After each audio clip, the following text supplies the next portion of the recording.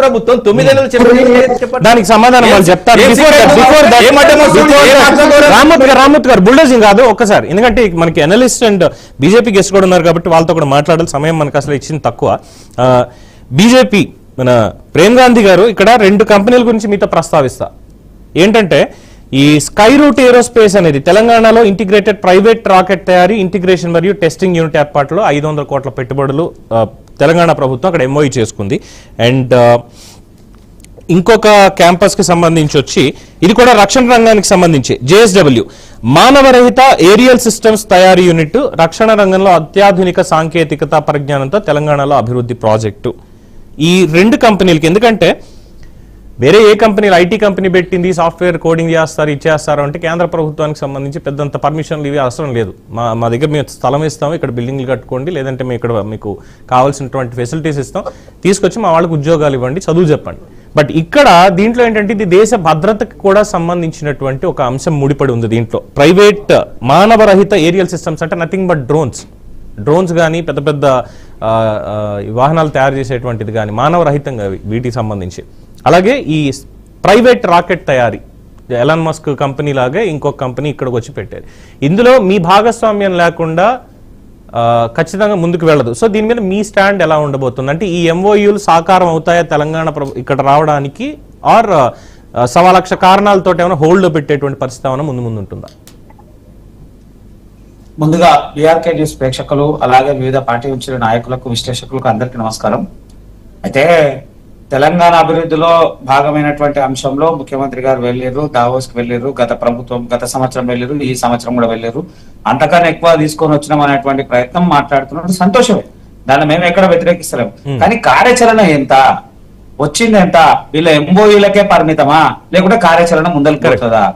గతంలో అనేక సందర్భాల్లో గత ప్రభుత్వం 10 సంవత్సరాల పాలనలో వాళ్ళు అనేక సందర్భాలు అనేక మాటలు మాట్లాడిన దానికి ఇప్పుడు ఉన్నటువంటి అభివృద్ధికి పొందడం లేనటువంటి సమాధానాలు 100 ఉన్నాయి. అది కాదు ఇక్కడ జరగాల్సింది. ఇక్కడ వీళ్ళు కూడా 132 కోట్లు 46,000 మందికి ఉద్యోగాలు అని అంటున్నారు. సరే, దీంట్లో కార్యాచరణ ఎంత? ఏ ప్రభుత్వాలతో ఎంఓఎల్ చేసుకున్నారు? ఆ ప్రభుత్వ చేసుకున్నటువంటి కంపెనీలు గతంలో ఇంకెక్కడైనా చేసినాయా, చేయలేదా?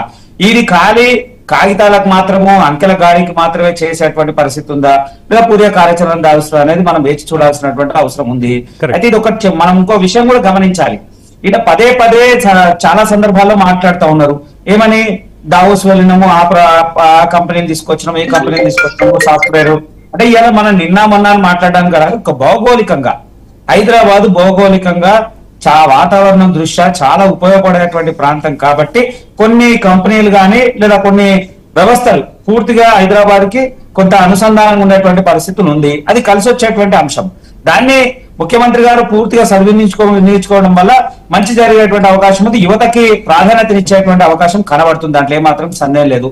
ఇంకోటి మీరు అంటున్న రక్షణ వ్యవస్థకు సంబంధించిన అంశంలో కూడా ఏదైతే శాటిలైట్ కి సంబంధించిన కొన్ని అంశాలు మొన్న కొన్ని పర్యావరణకు సంబంధించిన అంశాలు ఎక్కడ మనము గతంలో కూడా మాట్లాడుకున్నాం. కొన్ని సందర్భాల్లో ఇక్కడ ఈ రాడర్లు ఇక్కడ వస్తా ఉన్నాయి, ఇక్కడ ఈ కేంద్రంలో వస్తా ఉంది, దీని గురించి ఇది చేస్తా ఉన్నారనేటువంటి అంశం.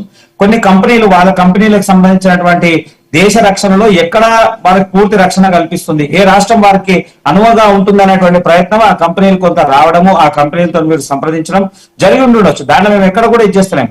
కానీ మీరు కార్యాచరణ ఎంత అనేదే చాలా ప్రమాదకరమైనటువంటి విషయం. ఎందుకంటే కాంగ్రెస్ అంటేనే కాలయాపన, కాంగ్రెస్ అంటేనే కమిటీలు కాలయాపన తప్ప ఇక జరిగేటువంటి ప్రయోజనం ఏం లేదు.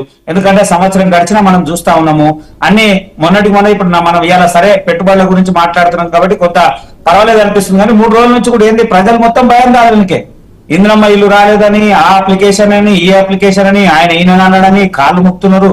పేద మధ్యతరగతి వాళ్ళు అధికారుల కాళ్ళు మొక్కుతా ఉన్నారు, నాయకుల కాళ్ళు మొక్కుతా ఉన్నారు. వీళ్ళ నాయకుల వాళ్ళ పెత్తనమే ఉండాలనేటువంటి ప్రయత్నం చేస్తున్నారు. ఒక ఎమ్మెల్యేలు అయితే డైరెక్ట్ మేము చెప్పండి ఎవరికి ఇవ్వద్దు అని అంటున్నారు. ఇంత గందరగోళమైనటువంటి వాతావరణం ఒక సంవత్సరం నుంచి ఖాళీ ఇస్తా అనే వరకే జరిగిపోయింది. మళ్ళీ ఇది కూడా అట్లనే ఉంటుందా?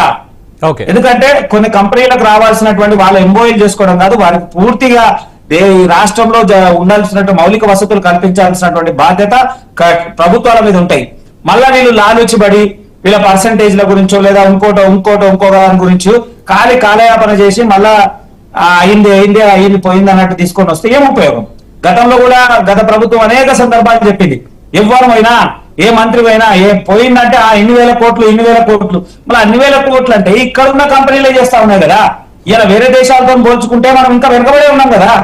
అంటే నేను ఏమంటా ఉన్నా, చాలా సందర్భాలు మాట్లాడతారు, నేను రాష్ట్రంతో కాదు అభివృద్ధి ఉన్నటువంటి దేశంలో అభివృద్ధి ఉన్నటువంటి నగరాలతో పోటీ పడాలనేటువంటి ప్రయత్నం చేస్తున్నాం. ఇక్కడ అదే పాయింట్ నాకు కూడా వచ్చింది. మొత్తం ముగ్గురు కాంగ్రెస్ ప్రతినిధిగా వెంకట్ గారు కావచ్చు, రామ్మూర్తి గారు కావచ్చు, లేదా మీరు కావచ్చు, మీరు ముగ్గురు